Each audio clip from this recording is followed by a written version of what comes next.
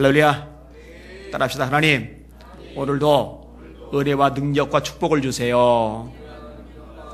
아멘. 여러분, 헌신하면은 떠오르는 사람들이 있을 거예요. 성경에서 누가 떠오릅니까? 저는 구약에서 이제 모세가 제일 먼저 떠올라요. 하나님의 백성과 함께 고난받기를 잠시 죄악의 낙을 누리는 것보다 더 기뻐하고 그리스도를 위하여 받는 능력을 애굽의 모든 보화보다 더 큰 재물로 여겼으니 이는 상주심을 바라봅니다. 히브리서 11장의 모세에 대해서 묘사하고 있는 구절입니다. 멋지죠? 애굽의 모든 영광보다 차라리 광야길을 택했어요. 이게 헌신 아니겠습니까? 부귀영화 다 누릴 수 있는데, 일평생 보장된 삶을 살 수 있는데 다 포기한 겁니다. 여러분 생각해봐요. 현대인들이 원하는 바가 뭡니까? 돈 걱정 안 하고 사는 거잖아요. 집 걱정 안 하고 사는 거잖아요. 인생 미래 걱정 안 하고 사는 거잖아요. 이게 한 번에 보장이 된다. 그리고 그냥 보장되는 차원 아니라 진짜 일생 떵떵거리며 마음껏 써도 사라지지 않는 화수분처럼 이게 엄청난 이 부를 누리며 살 수 있다라고 한다면은 이보다 더 매력적인 게 어디 있겠어요? 모세가요, 눈 딱 감고 그냥 애굽에서 왕자로 살면은 자동으로 다 그게 주어져요. 그런데 그리스도를 위하여 받는 능력을 애굽의 모든 보화보다 더 큰 재물로 여겼으니 이는 상주심을 바라봅니다. 멋지잖아요. 헌신된 사람입니다. 뭐 그렇게 헌신했다고 해서 백성들이 알아주는 것도 아닙니다. 툭하면은 가라치자, 툭하면은 돌 들고 덤벼 들고, 툭하면은 툴툴거리고 원망하고 불평하고, 짜증나는 백성들이에요. 진짜 한심하기가 그지없어요. 고마운 줄 알아야 되는데 감사할 줄을 몰라요. 이렇게 그렇게 배은망덕한 백성들 하나님이 심판하신다고 그럴 때 그냥 모세가 싹 비켜서, 그래, 니들은 당해도 싸다, 니들은 차라리 망하는 게 낫다, 니들 나한테 하는 짓 보면은 그대로 끝장나는 게 마땅해, 이래도 되련만 그 앞에 딱 끼어들어가지고 하나님 안 됩니다, 이들 고쳐주세요, 이들 용서해 주세요, 이들을 심판하시려면 제 이름도 생명책에서 지워버려 주세요. 대단하죠? 그래서 모세는 저에게 롤 모델입니다. 맞아, 목회는 이렇게 하는 거야. 목회는 이렇게 하는 거야. 돌 들고 치는 사람조차도 그 사람 심판받고 멸망받고 저주받기를 원하는 게 아니라 그 사람 위에서 가로막고서 하나님 이 사람도 불쌍히 여겨주세요. 이게 진짜 목자의 마음이잖아요. 이게 좋은 롤모델이 됩니다. 신약에서는 바울이 그렇습니다. 이 바울도 마찬가지예요. 바울은 바리새인의 아들입니다. 스스로가 바리새인입니다. 율법에 아주 뛰어난 사람입니다. 그 당시 대석학인 가말리엘 밑에서 제대로 배운 사람입니다. 지금식으로 따지면은 최고의 명문학교에서 수재로 졸업한 사람이 바울입니다. 당시의 국제어인, 오늘날 영어나 마찬가지인 히라보에 능통했던 사람입니다. 히락 철학에 능통했던 사람입니다. 집안도 좋아요. 근데 예수님을 만나고 나서요, 다 그런 것들에 대한 관심을 비우잖아요. 빌립보서 3장에 뭐라고 얘기합니까? 내게 유익하던 것을 해로 여길 뿐만 아니라 또한 모든 것을 해로 여김은 내 주 그리스도 예수를 아는 지식이 가장 고상함을 인함이라. 내가 그를 위하여 모든 것을 잃어버리고 또 배설물로 여김은 내가 그 안에서 발견되려 함이니. 이미 얻었다 함도 아니요, 이미 이뤘다 함도 아니라 오직 하나님이 위에서 부르신 부름의 상을 위해서 내가 쫓아가노라. 이것도 저에게 좋은 롤모델이 돼요. 기껏 목회자가 되겠다고 해놓고는 배설물로 여겨야 될 것들을 추구하면 안 되잖아요. 돈 추구하고 명예 추구하고 세상 자리 추구하고 편안하게 넉넉하게 보장된 삶을 추구하고, 그럼 뭡니까? 그죠? 최고로 뛰어난 것들조차도 배설물로 여겼던, 그리고 정말 그리스도 예수를 아는 지식을 가장 고상하게 여겼던 바울의 삶, 아름다워요. 안디옥인에서 이고니온으로, 이고니온에서 박해받아서 루스드라로, 루스드라 갔더니 이고니온에서 또 사람들 끌고서 루스드라에서 돌로 바울을 쳐서 죽은 줄 알고 질질 끌어다가 성 밖에 갖다 버렸을 때 그 자리에서 일어나서 자기 신세 한탄하지 않고 오히려 자기를 둘러선 성도들을 향해서 너희들 하나님 나라에 들어가려면 많은 환난을 겪어야 할 것이리라 교훈을 주어요. 내가 매 맞을지 돌 맞을지 한 게 뭐냐고. 주를 위해서 장가도 안 하고 일생 헌신하고 수고하고 땀 흘리고 애쓰고 복음 전도자의 삶을 살았는데 하나님은 나를 보호하거나 지켜주지도 않고 이렇게 피투성이 되도록 거의 반죽음이 돼도 이게 뭐냐고 그러지를 않고 오히려 성도들을 가르치잖아요. 그 와중에 그 기회도 안 놓치고 너희들 하나님 나라 들어가려면 많은 환난을 겪어야 될 거야. 신앙 정신 차리고 제대로 생활해야 돼. 저에게 늘 감동을 줍니다. 몸이 아파도 외로워도 나이가 들어도 이런저런 굴레들이 많아도 그 모든 상황 속에서 주님만을 붙잡았던 사람, 감옥 안에서 자기보다 편하게는 감옥 밖의 사람들 향해 기뻐하라고 아주 강력한 도전을 했던 사람, 멋진 헌신자입니다. 참 마음에 들어요. 그래서 이제 구약에서는 모세가, 신약에서는 바울이 제 롤모델입니다. 이 두 사람을 딱 묵상하잖아요. 그러면은요, 그동안에 짜증스러울 수 있을 만한 것들, 툴툴거릴 수 있을 만한 것들, 그 모든 것들이 확 날아가 버려요. 제가 예전에 집회인도를 갔는데, 요즘 그런 거 없지만 예전에는 민박집 얻어주는 데도 있어요. 한 번은 이제 컨테이너 박스를 강사 숙소로 얻어줬어요. 여름철에 난방이 진짜 잘 돼요. 게다가 에어컨이 없고 옛날 금성 선풍기 하나 갖다 놨는데 선풍기를 틀었더니 소리는 시끄러운 데다가 바람이 나오는데 무슨 열풍이 막 나오고 못 견디겠더라고요. 그래서 밖에서 있었어요. 쉬지 못하고 밖에 있었어요. 근데 툴툴 됐느냐? 안 그랬어요. 왜? 바울 생각했거든요. 바울은 그런 공간조차도 없이 노숙했던 적이 한두 번이 아니거든요. 바울이 그거 가지고 투덜대는 적이 없거든요. 저에게 좋은 롤모델이 되는 겁니다. 오늘 본문에 등장하는 주인공은 암소입니다. 암소. 사람만 롤모델이 되느냐? 이 암소도 롤모델이 돼요. 그래서 이 암소를 통해서 함께 은혜를 좀 받으려고 합니다. 지난 수요일 설교를 기억하세요? 법궤를 빼앗겼잖아요.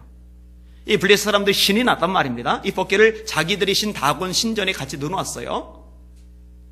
전리품의 의미로, 아니면은 이스라엘 신의 도움도 같이 받으려고, 이 둘 중에 하나의 목적, 아니면 두 가지 목적을 동시에 가지고 그런 짓을 했을 겁니다. 그랬더니 어떤 일이 발생했죠? 다음날 다곤이 꼬꾸라져 있잖아요. 이 웬일에 망측하게 세워놨더니 다음날 꼬꾸라지기만 아니라 목따로, 손목따로 내골내골 굴러서 문지방에 다 걸쳐 있잖아요. 누가 나란히 머리하고 손 두 개하고 줄 세워놨어요. 하나님이 그렇게 하신 거죠. 그리고 아스돗 지역에 재앙이 임하는데 악성 종양이 나면서 사람들이 죽어 넘어가는 거예요.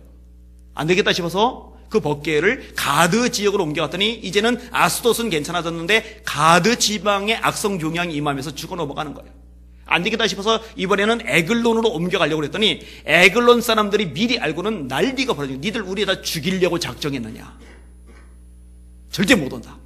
그래서 이제 방백들이 모여서, 제사장들이 모여서, 백성의 리더들이 모여서 상의를 하게 되는 겁니다. 돌려보내자. 그런 내용들이 앞에서 이제 쭉 나오는 겁니다.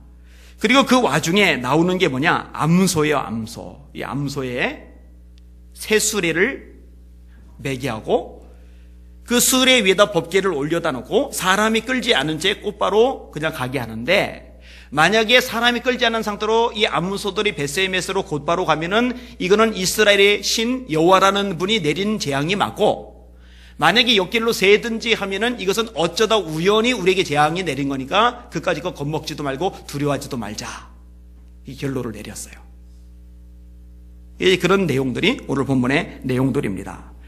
자, 그러면 암소에게서 왜 헌신자, 사명자를 떠오르게 되느냐? 이유가 있습니다. 따라합시다. 짐을 지고 가는 암소. 그죠? 짐을 지고 가는 암소죠. 이런 맨몸으로 가볍게 풀뜯으러 돌아다니는 암소가 아니라 멍에를 매는 겁니다. 이런 멍에를 한 번도 매보지 않았던 암소에게 멍에를 매면은요, 정상적으로 멍에를 메고 있을 수가 없답니다. 이거는 농촌에서 농사로 잔뼈가 굵은 분이 저에게 가르쳐준 얘기입니다. 그 얘기 듣고 생각해낸 게 강아지 키우던 때 얘기예요. 끈으로 목을 한 번도 안 맸던 강아지를 끈으로 매놓으면요, 이 강아지가 미친 듯이 난리를 칩니다. 일주일 정도 지나야 비로소 이게 적응이 돼요. 하물며 멍에를 한 번도 매보지 않았던 소에게 멍에를 메운다. 그럼 가만히 있을 수가 없어요. 그런데 오늘 본문에 보니까 이 소가 가만히 있어요. 가만히. 하나님께서 그렇게 역사하신 거죠. 여러분, 우리가 주님을 따를 때요, 아무것도 짊어지지 않고 룰루랄라 놀면서, 내가 세고 싶은 대로 세면서, 내가 하고 싶은 대로 하면서 그렇게 주님을 따를 수 없습니다. 명심하셔야 됩니다. 허다한 무리가 주님의 뒤를 따릅니다. 주님이 그들을 돌아보시면서 이렇게 말씀하십니다. 아무든지 나를 따라오려거든 날마다 제 십자가를 지고, 자기를 부인하고 날마다 제 십자가를 지고 나를 쫓을 것이리라. 그냥 따를 수 없죠. 뭘 져야 돼요? 뭘 져요? 십자가 져야 돼요. 십자가. 질문, 여러분 십자가 지셨어요? 십자가 지셨어요? 근데 십자가 앞에 뭐가 붙었어요? 날마다. 여러분 날마다 십자가 지십니까? 여러분 십자가는요 힘들어요. 십자가는요 수치입니다. 이 십자가는요 고통이에요. 외로움입니다. 이건 도대체 너무너무 아픈 거예요. 그렇다고 해서 아우 이렇게 아프고 무겁고 힘들고 외롭고 아우 못해 먹어 집어 던지면은 주님을 따르는 제자가 될 수가 없어요.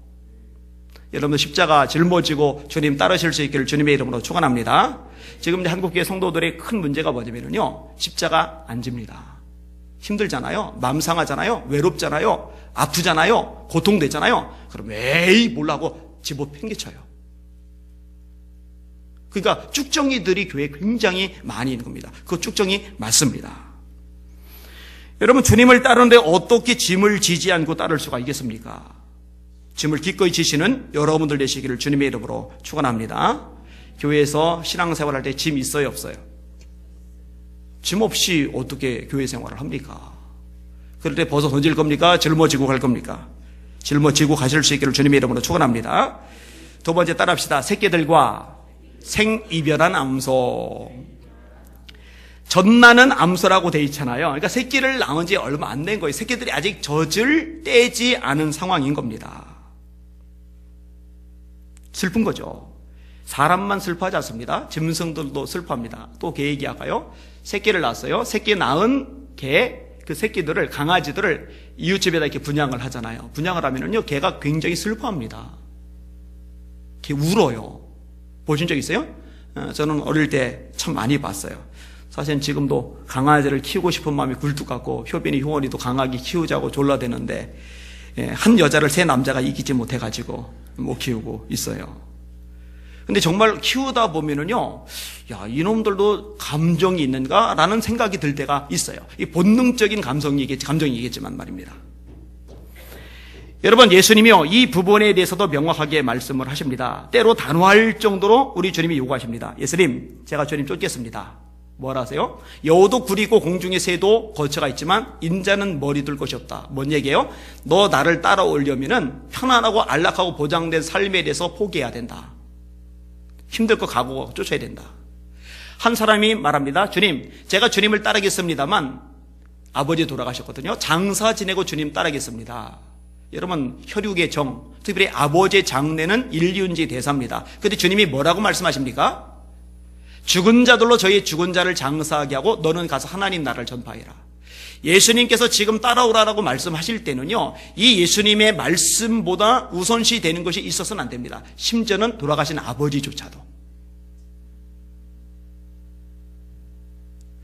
이 말씀을 액면 그대로 받아들이는 교인들이 얼마나 있을까? 저는 궁금해요. 또 한 사람이 말합니다. 주님, 제가 주님을 따르겠습니다마는 가족들하고 작별 인사를 나눈 다음에 주님을 따르겠습니다.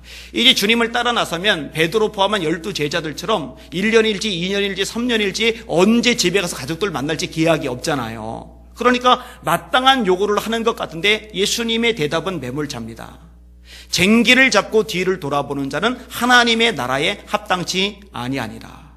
예수님이 따라오라고 말씀하셔서 그 말씀을 듣는 그 순간에는 예수님의 그 말씀보다 우선시되는 게 어떤 것도 있어서는 안 됩니다. 가족조차도. 이건 가족을 소홀히 여기라는 말씀이 아닙니다. 가족을 내팽개치라는 말씀이 아닙니다. 예수님의 말씀이라면 그 무엇보다 가족보다도 우선시 되어야 된다는 주님의 말씀입니다. 여러분요, 예전에 목회자들이 그렇게 목회를 했고요. 예전에 성도들이 그렇게 신앙생활을 했습니다. 지금은 아니요. 예수님의 말씀이 가족들에게 밀려났어요. 성전에 아들을 맡겼던 한나 참 대단하지 않습니까? 대단한 겁니다. 여기는 여러분들, 저와 여러분들에게도 이런 부분이 명확해졌으면 좋겠어요. 자, 세 번째 따라합시다. 울면서 가는 암소들. 암소가 벳세메스 길로 바로 행하여 대로로 가며 갈 때에 울고. 왜 울었을까? 두 가지죠. 하나는 힘들어서. 안 매던 멍에를 맸으니까 얼마나 아프고 쓰리고 힘들겠어요. 여러분, 아프면 웁니다. 누구도 울어요. 모세도 울었어요. 예레미야도 울었어요. 예레미야 같은 선지자 너무 많이 울어서 별명 자체가 눈물의 선지자입니다. 또 왜 울었을까? 새끼들하고 생이별했으니까 슬퍼서, 마음이 아파서. 그러니까 하나는 몸이 아파서 하나는 마음이 아파서 지금 몸과 마음이 다 아픈 이 베세메스 암소입니다. 그럼에도 불구하고 가는 거죠. 제가 예레미야를 굉장히 좋아합니다. 20대 초반에 부름을 받았어요. 여성적인 심성을 가진 선지자가 예레미야입니다. 제가 가끔 하는 얘기 있잖아요. 남자라고 다 괄괄한 게 아닙니다. 여자보다 더 섬세한 사람들 많아요. 그래서 남자들 중에 위대한 시인이 많고 뛰어난 요리사들이 많은 겁니다. 여자라고 다 부드러운 건 아닙니다. 남자보다 싸납고 쌀벌한 여자들 많아요. 요즘엔 특히 더 많아진 것 같아요. 근데 이 예레미야는 참 유약한 성품을 가지고 있어요. 여려요, 마음이. 그런데 받은 메시지는 커요. 그리고 주변 사람들의 박해는 너무 심해요. 나의 친한 벗들도 다 나의 타락하기를 기다리며 저거 실족하여 넘어지면 우리가 원수를 갚자 하나이다. 이런 구절이 나오거든요. 가족들도 외면합니다. 친척들도 외면합니다. 왜냐? 메시지가 심판에 대한 메시지거든요. 예레미야가 괴로우니까요, 이렇게 하나님 앞에 하소연을 하죠. 예레미야 20장 14절에 내 생일이 저주를 받았다면, 나의 어미가 나를 생산하던 날이 복이 없었다면, 어머니가 나를 생산하던 뭐예요? 자기 생일이 차라리 복이 없었으면 좋았겠다는 얘기예요. 나의 아비에게 소식을 전하여 이르기를 내가 생남하였다요 아비를 즐겁게 하던 자가 저주를 받았다면, 그 사람은 여호와께서 회파하시고 후회치 아니하신 성읍같이 되었다면, 그로 아침에는 부르짖는 소리 낮에는 떠드는 소리를 듣게 하였다면, 이는 그가 나를 태에서 죽이지 아니하셨으며 나의 어미로 내 무덤이 되게 하지 아니하셨으며 그 배로 항상 부르게 하지 아니하신 연고로다. 어찌하여 내가 태에서 나와서 고생과 수욕으로 나의 날을 보내는고. 생일 저주하는 거예요. 내가 왜 태어났을까? 엄마 뱃속이 그냥 내 무덤이 되었다면, 다시 말해 유산되었다면 참 좋았을 텐데 왜 유산되지 않고 태어났을까? 그거를 한탄하는 거예요. 왜요? 괴로우니까, 힘드니까. 그런데요, 놀라운 게 뭔지 아세요? 그렇게 울면서도요, 하나님 말씀 전하는 일을 중단하지는 않아요. 물론 중단하려고 마음먹는 장면이 나옵니다. 이렇게 고백합니다. 내가 다시는 여호와의 이름으로 선포하지 아니하리라. 이런 구절이 나와요. 내가 다시는 여호와의 이름으로 선포하지 아니라. 왜? 말씀을 전하는 것 때문에 외롭거든요. 말씀을 전하는 것 때문에 매를 맞거든요. 말씀을 전하는 것 때문에 구덩이에 던져지거든요. 말씀을 전하는 것 때문에 친구들이 등 돌렸거든요. 말씀을 전하는 것 때문에 친인척들이 왕따시키거든요. 그래서 내가 다시는 여호와의 이름으로 선포하지 아니하리라 마음을 먹어본 거예요. 근데 그렇게 하면 나의 중심이 불붙는 것 같아서 골수에 사무치니 내가 답답하여 견딜 수 없나이다. 차라리 매맞고 왕따당하고 힘들고 서러운 게 낫지, 하나님의 말씀을 안 전하려니, 사명 감당하지 않으려니 속이 불붙어서 더 참을 수가 없는 거예요. 왜 그래요? 성령 충만하니까. 성령 충만하니까. 이번 최근 새벽에도 제가 말씀을 전했습니다만, 여러분 성령 충만하지 않으면요, 사명 제대로 감당 못합니다. 끝까지 못 달립니다. 달리다가 말고 중간에 포기하고 내던지고 도망가고 싶은 마음이 드는 일이 한두 번입니까? 그거 사람의 힘으로 못 이겨요. 근데 성령께서 충만히 임하시면 넉넉히 이기고도 남음 있는 줄 믿으시길 바랍니다. 예레미야는 성령이 충만한 사람입니다. 여러분들도 성령이 충만하시기를 주님의 이름으로 축원합니다. 할렐루야! 성령 충만하셔야 해요. 울면서도 사명을 감당하는 거죠. 자, 네 번째 따라합시다. 좌우로 치우치지 않는 암소들. 12절 하반절인데, 좌우로 치우치지 아니하였고 블레셋 방백들은 벳셈에서 경계까지 따라가니라. 여러분, 왜 벳셈에서 경계까지 따라갔겠어요? 요놈의 소들이 옆으로 새나 안 새나 이제 확인해 보는 거예요. 왜 확인을 해봐요? 옆으로 새면은 하나님이 내리신 재앙이 아니고 똑바로 가면은 하나님이 내리신 재앙이야, 이렇게 자기들끼리 작정을 했거든요. 8절 9절 한번 읽어볼게요. 8절 9절 시작. 여호와의 궤를 가져다가 수레에 싣고 속건제로 드릴 금으로 만든 물건들은 상자에 담아 궤 곁에 두고 그것을 보내어 가게 하고 보고 있다가, 만일 궤가 그 본 지역길로 올라가서 벳세메스로 가면 이 큰 재앙은 그가 우리에게 내린 것이요, 그렇지 아니하면 우리를 친 것이 그의 손이 아니요 우연히 당한 것인 줄 알리라 하니라. 그러니까 확인을 해봐야 되잖아요. 이놈의 소들이 똑바로 가나 안 가나. 근데 여러분, 똑바로 소들이 가는 거는, 이거는 불가능한 일입니다. 이 소들은요, 이 벳세메스 길로 가본 적이 없어요. 그리고 개는 그래도 나요, 개는. 그죠? 근데 소들은요, 안 돼요. 그런데 본문에 뭐라고 말씀하고 있어요? 좌우로 치우치지 아니하였고, 좌우로 치우치지 아니하였고. 여러분, 하나님이 기뻐하시는 사명자의 특징이 뭡니까? 좌우로 치우치지 않는 겁니다. 치우치지 말고 하나님이 말씀하신 그 길로만 똑바로 걸어가실 수 있기를 주님의 이름으로 축원합니다. 그게 진짜 헌신자의 모습인 겁니다. 여러분, 하나님께서 모세의 뒤를 이은 여호수아에게 하신 말씀이 뭡니까? 이렇게 말씀하세요. 오직 너는 마음을 강하게 하고 극히 담대하여 나의 종 모세가 네게 명한 율법을 다 지켜 행하고 좌로나 우로나 치우치지 말라. 좌로나 우로나 치우치지 말라. 그리하면 어디로 가든지 형통하리니 이 율법책을 네 입에서 떠나지 말게 하고 주야로 그것을 묵상하여 그 가운데 기록한 대로 다 지켜 행하라. 그러면 네 길이 평탄하게 될 것이라. 네가 형통하리라.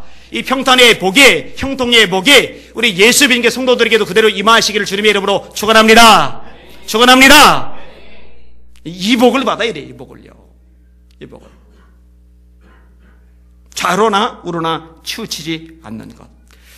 여러분, 사람들이요, 두 가지 경우에 치우칩니다. 하나는 뭐냐면 너무 잘 풀릴 때, 일이 너무 잘 될 때. 그래서요, 돈이 좀 많아지거나 지위가 좀 높아지거나 이런저런 하여튼 잘 풀리는 일들이 많아지면요, 거기에 넋이 뺏겨가지고 하나님께서 이렇게 벗어난 사람들이 있어요. 있어요, 실제로. 아니요, 많아요. 또 한 종류는 뭐냐? 너무 힘들 때, 너무 괴로울 때, 너무 고달프고 지칠 때, 너무 마음이 상할 때, 그때요, 하나님을 잘 섬겨봐도, 말씀대로 살아봐도, 기도해봐도 별거 없나 봐. 그러고 그때 옆으로 세요. 많이 세요. 진짜 많이 셉니다. 우리 성도들은 잘 되든 안 되든 풀리든 꼬이든 형통하든 불통하든 이 모든 상황에서 말씀에 서시고 진짜 하나님이 주시는 형통을 받으시기를 주님의 이름으로 축원합니다. 제가 몇 차례 언급을 했던 철로역정 이야기가 있잖아요. 기독도가 전도자를 통해서 무거운 짐을 벗었어요. 예수님 만나면은 죄의 짐을 벗잖아요. 그리고 천성을 향해서 이렇게 가요. 절망의 성도 지나고 다양한 곳을 지나갑니다. 허영의 마을도 지나고. 근데 한 번은 가는데 길 양옆에 거대한 사자가 으르렁거리고 있어서 겁이 나는 거예요. 이빨이, 발톱이 무지막지하게 무서운 거예요. 그때 위로부터 음성이 들리잖아요. 길 가운데로만 가라. 제가 성경이 아닌데도 많이 묵상하는 것 중에 하나가 이 철로역정 내용들이에요. 이성복 목사님이 이걸로 강화를 참 많이 하셨어요. 그 테이프를 제가 다 가지고 있어요. 그래서 말도 안 되는 말씀이지만 위에서 들려온 말씀이니 이 말씀대로 하자 하고 길 가운데로 쭉 가는 거예요. 가는데 아니 달까 이 사자가 가만히 있지를 않아요. 우왕 하고 달려드는데 보니까 이빨이 안 닿아요. 이 목이 쇠사슬이 묶여 있는 거예요. 저쪽 사자가 우왕 하고 달려드는데 발톱이 안 닿아요. 목이 쇠사슬이 묶여 있는 거예요. 근데 이쪽 사자가 왕 할 때 겁난다고 절로 피하면은 저쪽 사자 밥이 되는 거예요. 저쪽 사자가 왕 할 때 겁난다고 이로 피하면 이쪽 사자 밥이 되는 거예요. 여러분 잘 들으세요. 사람들이 왜 옆으로 새느냐? 사실은 살려고 새요. 덜 힘들라고 새요.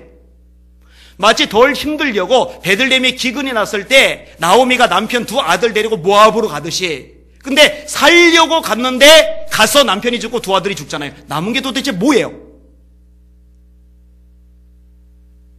여러분 잘 들으세요. 살려고 빠지는 것 같지만은요, 그때 진짜 남는 게 없어져요. 그때 진짜 거덜납니다. 힘들어도 약속의 땅을 지키고 약속의 길을 지키고 좌로나 우로나 치우치지 않는 게 진짜 살 길이고 진짜 복받을 길인 줄 깨달으시기를 주님의 이름으로 축원합니다. 이게 뚜렷해져야 돼요. 여기서 헷갈리면 안 되는 거예요. 어쩌든 빗나가려는 이 유혹에서 벗어나서 말씀에만 든든히 서시기를 주님의 이름으로 축원합니다. 복 있는 사람은 악인의 꾀를 쫓지 아니하며 죄인의 길에 서지 아니하며 오만한 자의 자리에 앉지 아니하고 오직 여호와의 율법을 즐거워하여 그 율법을 주야로 묵상하는 자로다. 이런 사람은 시절을 주사 과실을 맺으며 그 잎사귀가 마르지 아니한 같으니 그 행사가 다 형통하리로다. 아멘. 자, 마지막 따라합시다. 생명을 다 드린 암소. 14절 한번 읽어볼게요. 시작. 수레가 벳세메스 사람 여호수아의 밭 큰 돌 있는 곳에 이르러 선지라. 무리가 수레 나무를 패고 그 소를 번제로 여호와께 드리고. 여러분, 이 소들이요, 새끼들하고 생리배를 했잖아요. 생전 안 매번 멍에를 맸잖아요. 그리고 법궤를 실은 수레를 정말 제대로 끌고 와서 벳세메스까지 좌로나 우로나 치우치 않고 정확하게 갔잖아요. 정말 잘했어요, 정말. 그래서 이 정말 수고하고 정말 잘한 이 암소들을 해서 비단으로 딱 모포 만들어서 사명 감당한 소 이렇게 씌워줘서 영광을 표하든지, 아니면 맛있는 여물을 주든지, 근사한 외양간을 지어주든지 이래야 될 것 같은데, 이 소를 잡아서 하나님께 번제로 드려서, 이거 뭐야? 이거 비참하네. 이거 불행하네? 근데요, 예수님이 누군지 알고 예수님을 만난 사람은 이게 비참하고 불행한 게 아니라 이게 진짜 복이라는 사실을 알게 됩니다. 주를 위해서 젊음을 드렸어요. 주를 위해서 시간을 드렸어요. 물질을 드렸어요. 재능을 드렸어요. 인생을 다 주를 위해 헌신하고 애쓰고 땀 흘리고 부르짖고 선한 싸움을 싸웠어요. 거기에 바울이 있잖아요. 그 바울이 뭐라고 말합니까? 전제와 같이 벌써 내가 부음이 되고 나의 떠날 기약이 가까웠도다. 내가 달려갈 길을 마쳤다. 선한 싸움을 싸웠다. 믿음을 지켰다. 이제 후로는 나를 위하여 의의 면류관이 예비되었으므로 주곧 의로우신 재판장께서 내게 주실 것이니 내게만 아니라 주의 나타나심을 사모하는 모든 자에게니라. 근데 죽음을 이제 인식하면서 감격하고 감사해 하고 있는 겁니다. 이게 노년에 가장 마지막에 썼던 그 내용이잖아요. 아직 젊을 때. 그게 사도행전 20장이죠. 거기에 뭐라고 말합니까? 오직 각성에서 환난과 결박이 나를 기다린다 하시나 나의 달려갈 길과 주 예수께 받은 사명, 그 하나님의 은혜의 복음 증거하는 일을 마치려 하면은 나의 생명을 조금도 귀한 것으로 여기지 아니하노라. 나는 예루살렘에서 결박당할 뿐 아니라 죽을 것도 각오하였노라. 근데 진짜로요, 어차피 한평생 살다가 하나님 품에 가야 되는데 주를 위해서 내 목숨을 드릴 수 있다면 이보다 큰 영광은 어디 있겠습니까?